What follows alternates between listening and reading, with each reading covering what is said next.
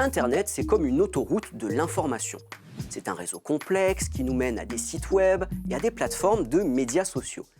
Il y a un trafic constant et tout le monde passe à toute vitesse. Mais c'est comme les panneaux de signalisation que vous voyez sur la route. Sur Internet, il y a aussi des signes qui peuvent vous alerter.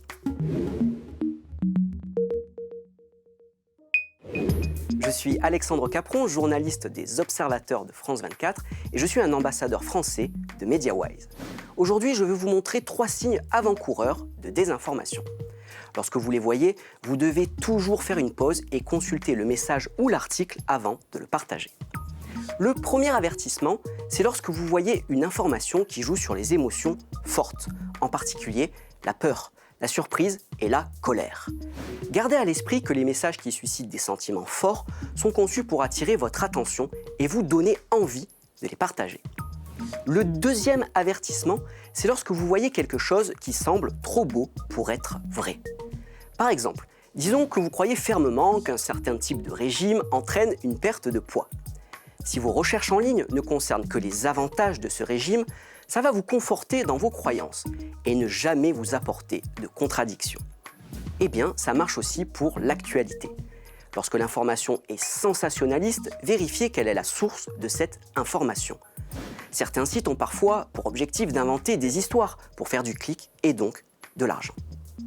Le troisième avertissement, c'est lorsqu'une affirmation extravagante émane d'un compte suspect ou anonyme. Par exemple, lorsque certaines personnes se font passer pour d'autres sur les réseaux sociaux afin de répandre de fausses informations. Lorsque l'Église catholique a annoncé en 2013 que Jorge Mario Bergoglio, un archevêque argentin, allait devenir le nouveau pape, beaucoup de comptes Twitter ont surgi, prétendant, à tort, être son compte.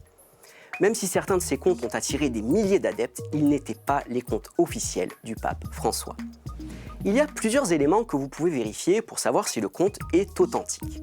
D'abord, regardez si ce compte est certifié, et donc que son identité a été vérifiée. C'est-à-dire si vous voyez un petit V bleu à côté de son nom.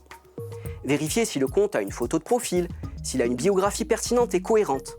Enfin, examinez quelles sont les interactions de ce compte sur le réseau social.